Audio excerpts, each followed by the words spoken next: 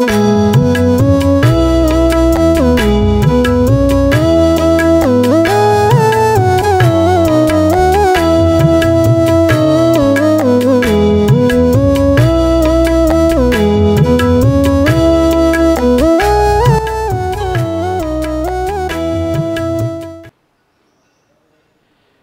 brothers and sisters in the Lord, ప్రభునందు ప్రియమైన సహోదరి సహోదరులారా, today's verse for our meditation is taken from the book of Colossians, chapter 3, verse 17. ఈ రోజు మన ధ్యానం కొరకు కొలొస్సీయులకు రాసిన పత్రిక 3వ అధ్యాయం 17వ వచనం నుండి తీసుకొనబడింది. Giving thanks to God and the Father by him. తండ్రి అయిన దేవునికి కృతజ్ఞతాస్తుతులు చెల్లించుచు సమస్తం ఆయన పేరిట చేయుడి.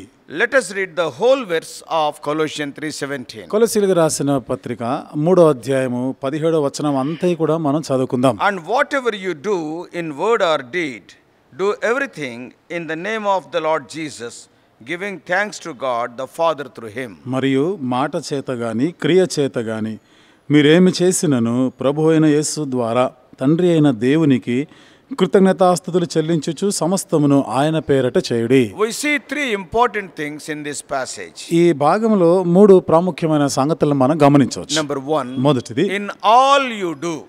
మీరు చేయువాట అన్నీ కూడా. And secondly, రెండవది, in the name of Jesus. యేసు నామములో. And thirdly, మూడవది, through Jesus. యేసు ద్వారా. Here is my main point this morning. Give thanks. ఉదయకాలం నా ప్రధానమైనటువంటి అంశం ఏమిటిదంటే కృతజ్ఞతలు చెల్లించుట. First we will say in all you do. మొదటిదిగా సమస్తమును చేసే విషయంలో. See the scope of application of the principle here. ఇక్కడ ఉన్న ఈ నియమాలని అన్వర్తింపజేసుకోవడానికి ఆస్కారం చూడండి.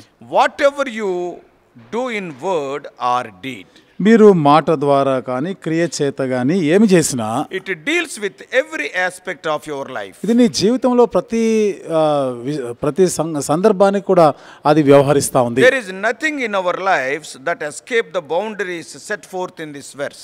ఈ వచనంలో రాయబడిన ఈ మాటలు ఆ సరిహద్దులు దాటి మనం ఎక్కడికి పోలేం.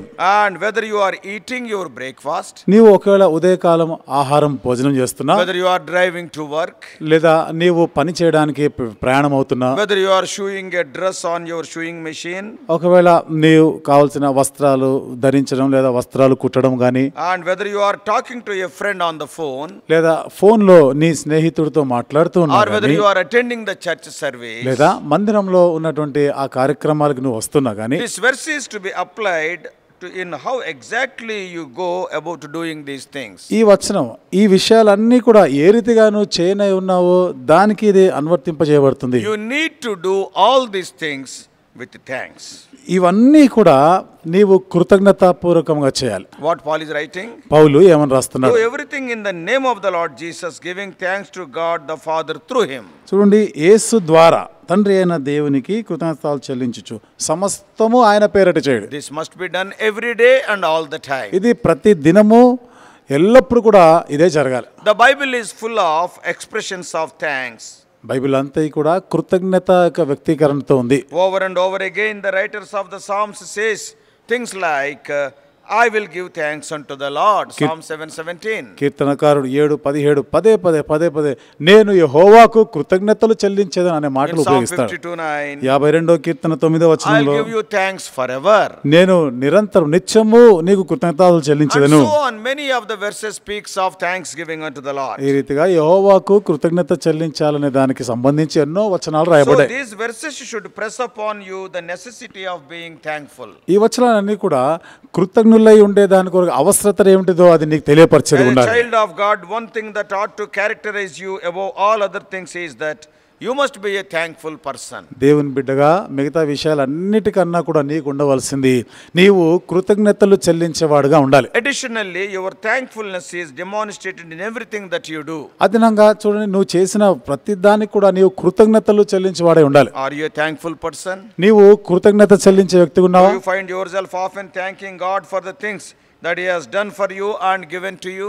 దేవుడు నీ కొరకు చేసినవి నీకు ఇచ్చిన వాటి కొరకు ఎల్లవేళలా కృతజ్ఞుడవై ఉన్నావా? Do you find yourself thanking God for the things that others do for you? ఇతరులు నీ కొరకు చేసిన వాటికే దేవునికి కృతజ్ఞత చెల్లించేవాడు ఉన్నావా? Do you express your thanks to other people? ఇతరులకి నీ కృతజ్ఞతను తెలియపరుస్తున్నావా? If you are not a thankful person, నీవు కృతజ్ఞత చెల్లించే వ్యక్తిగా if లేకపోతే, you never express your thanks, నువ్వు ఎప్పుడు కూడా నీ కృతజ్ఞతని తెలియపరచకపోతే you have to examine your life. నీ జీవితాన్ని పరీక్షించుకోవాల్సిన These అవసరం questions ఉంది. are very important. ఈ ప్రశ్నలన్నీ కూడా చాలా ప్రాముఖ్యమైనవి. One of the characteristics of those who hate God is that they are unthankful. దేవుణ్ణి ద్వేషించే వారికి ఉన్నటువంటి ఒక గుణం ఏమిటిదంటే, లక్షణం ఏమిటిదంటే కృతజ్ఞతాహీనులు వాళ్ళు.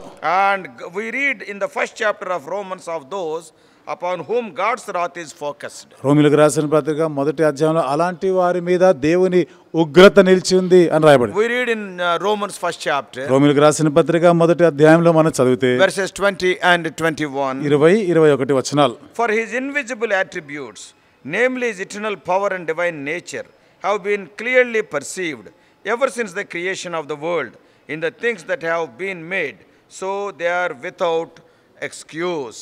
For although they knew God, they did not honor him as God or give him thanks. ఆయన అదృశ్య లక్షణములు అనగా ఆయన నిత్యశక్తియు దేవత్వమును జగదుత్పత్తి మొదలుకొని సృష్టింపబడిన వస్తువులను ఆలోచించటం వలన తేటపరచుచున్నవి గనుక వారు నిరుత్తరులై ఉన్నారు. మరియు వారు దేవుని నెరిగియు ఆయనను దేవునిగా మహిమపరచలేదు, కృతజ్ఞతాస్తుతులు చెల్లింపను లేదు, కానీ తమ వాదములయందు వ్యర్థులైరి.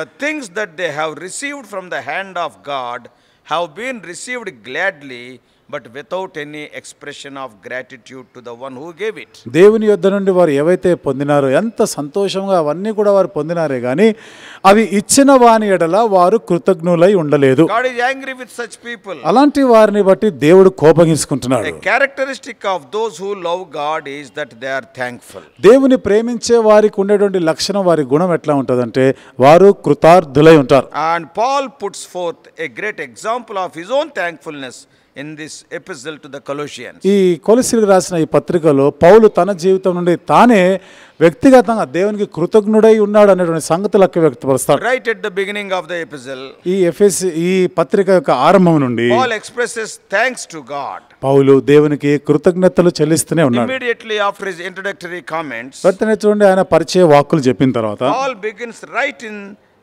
with expressing his thanks to God in Colossians 1:3 and 4. కొలసీలకు రాసిన పత్రిక మొదటి అధ్యాయం 3-4 వచనాలు మనం చూస్తే పౌలు దేవునికి కృతజ్ఞతాస్తుతులు చెల్లించుచు రాస్తున్నాడు. So here is Paul expressing his own thankfulness to God for the salvation of the Colossian believers. ఇక్కడ పౌలు కొలసీల విశ్వాసులకి మరి అందించబడిన రక్షణను బట్టి దేవునికి కృతజ్ఞతాస్తుతులు They చెల్లిస్తున్నాడు. had believed in Christ Jesus and had expressed their faith in their love for all the saints. వారు యేసుక్రీస్తునందు విశ్వాసం ఉంచారు.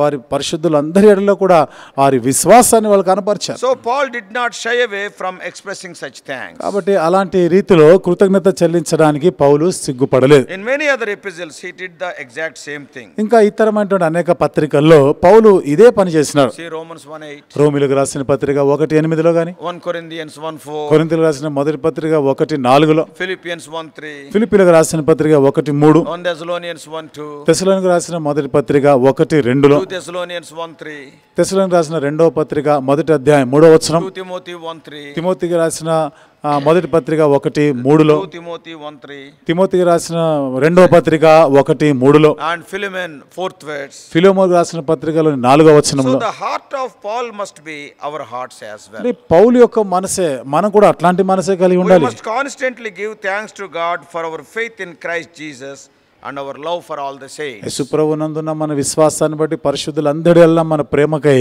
నిత్యము మనము దేవునికి కృతజ్ఞత చెల్లించబద్దులమై So ఉన్నాము. giving thanks should be expressed in the community of believers. కృతజ్ఞతలు చెల్లించడం అనేది విశ్వాసులు సమాజంగా కూడినప్పుడు అక్కడ కూడా చెల్లించాలి. That is Colossians 3:15. అది కొలసీలకు రాసిన పత్రిక 3:15. And in worship Colossians 3:16. ఆరాధనలో కొలసి 3:16 చూస్తాం. And even in our prayers also Colossians 4:2. కొలసి 4:2లో చూస్తే మన ప్రార్థనలో కూడా కృతజ్ఞత In చెల్లించాలి. all things what we do. వీటన్నిటిలో మనం ఏం చేయాలి?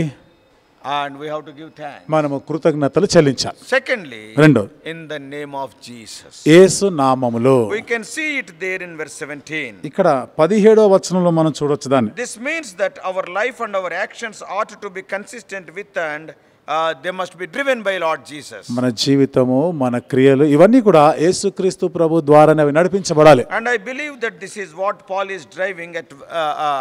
He is telling. నేను అనుకుంటా పౌలు కూడా ఈ రీతిగానే చేస్తూనే అని చెప్తున్నాడని. And he is telling. అని చెప్తున్నాడు. Do all in the name of the Lord Jesus. సమస్తమును యేసుక్రీస్తు నామమున చేయాలి. So Christians live their lives based upon a person, not upon rules and regulations. ఒక క్రైస్తవుడు నియమ నిబంధనలను బట్టి కాదు, కానీ ఆ వ్యక్తిని బట్టి ఆయన చేసేవన్నీ కూడా. We don't live by ideas or philosophies. కాబట్టి మనము మనుషుల యొక్క ఆలోచనలను బట్టి, వారి తత్వాన్ని బట్టి కాదు మనం జీవించేది. We live our lives based upon a person, Jesus Christ. మన జీవితాలని యేసుక్రీస్తు అనే ఆ వ్యక్తిపై ఆధారపడి మనం చేస్తాం. So first of all, in all we do. మొదటిదిగా మనం చేయ వాటన్నిటిలోనూ. Secondly, in the name of Jesus. రెండవది యేసు నామములో. Thirdly, through Jesus. మూడవది యేసు ద్వారా. And whatever you do in word or deed, do everything in the name of the Jesus Christ, giving thanks to God the Father through him.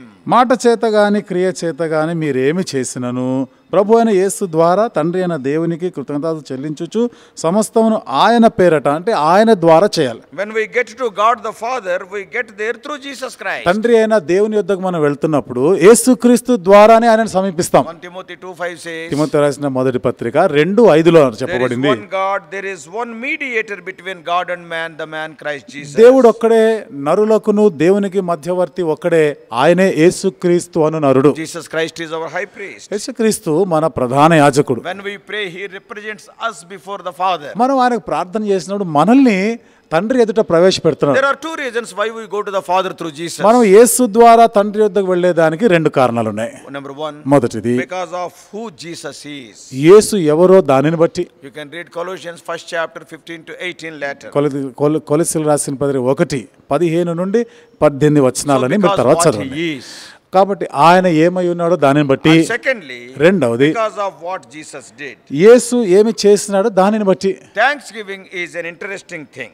కృతజ్ఞతలు చెల్లించడం అనేది ఒక ఆసక్తికరమైనటువంటి సంగతి. It is always directed to the past what he has done. ఇది ఎల్లప్పుడూ కూడా ఆయన గతంలో చేసిన దాన్ని సూచిస్తుంది. So it is always directed towards the kindness of another for you. ఎల్లప్పుడూ కూడా నీ ఎడల దయగలిగినటువంటి వారి ఎడల అది సూచిస్తా ఉంది వారి గురించి. And it always comes about because you feel undeserving of what you have received. నువ్వు ఏదైతే పొందినావో దానికి నువ్వు అర్హుడవు కాదు అనే దాన్ని సూచిస్తుంది. It always comes when you receive something that you really want. నిజంగా నువ్వు ఎప్పుడైతే అది నీకు అవసరమైందో, నువ్వు కావాలనుకుంటున్నావు, అప్పుడు నీకు అది అందడం. This is the case in the cross of Lord Jesus. ఇది యేసు ప్రభువారి యొక్క సిలువ విషయంలో కూడా అదే. What Jesus did for us on the cross took place in the past. యేసు ప్రభువారు సిలువ మీద చేసినది అది గతంలో జరిగినటువంటి సంగతి. Yeah, some 2000 years ago, to be exact. సరిగ్గా 2000 సంవత్సరాలకు పూర్వం జరిగినది. What Jesus did for us on the cross was an expression of unbelievable kindness to us. యేసు ప్రభువారు సిలువలో చేసిన ఆ కార్యము నమ్మశక్యం కానిటువంటి దయ, ఆయన ఒక జాలిని చూపించాడు. Certainly it was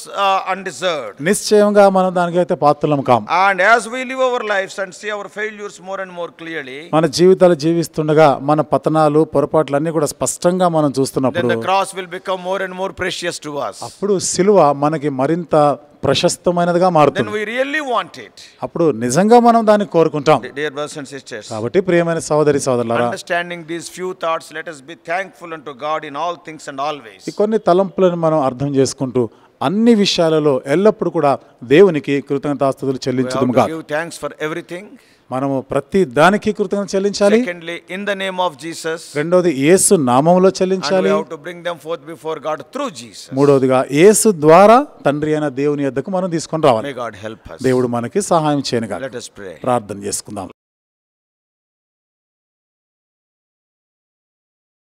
Loving Heavenly Father, ప్రేమగల మా పరలోకపు తండ్రి, wonderful spiritual principles we are learning from the epistles of Apostle Paul. అపోస్తలుడైన పౌలు రాసిన పత్రికల నుండి అద్భుతమైనటువంటి సత్యాలని, నియమాలని మేము నేర్చుకుంటున్నాం. Lord, in everything what we do, we are expected to give thanks unto the Lord. మేము చేసే ప్రతి దానిలో కూడా దేవునికి కృతజ్ఞత చెల్లించవాలని కోరబడుతున్నాం. If not, we will be treated as traitors. లేకపోతే మేము ద్రోహులముగానే పరిగణించబడతాం. Everything you are doing, సమస్తం నీవే చేస్తా oh ఉన్నావు. Lord, we are bound to thank you. మరి మేము మీకు కృతజ్ఞత చెల్లించ బద్దులమై And ఉన్నాం. not only that, అంతేకాకుండా in the name of Lord Jesus Christ, ప్రభు అయిన యేసుక్రీస్తు నామములోనే మేము చేయాలి. and also through him, అంతేకాకుండా ఆయన ద్వారానే మేము చేయాలి. Because he is the only mediator between us and God. ఎందుకనగా మాకు దేవునికి మధ్యవర్తి ఆయన మాత్రమే. When it is offered in the name of Jesus, then only it will be accepted. యేసు నామములో అర్పించినప్పుడే అది అంగీకరించబడుతుంది. You are a holy God. నీవు పరిశుద్ధుడైన We are దేవుడు. unholy people. మేము అపవిత్రులమైన We are దేవుడు. the people who falls almost every day. ప్రభా మేమైతే అన్ను దినము పడిపోతుండే ప్రజలు. Then how can we approach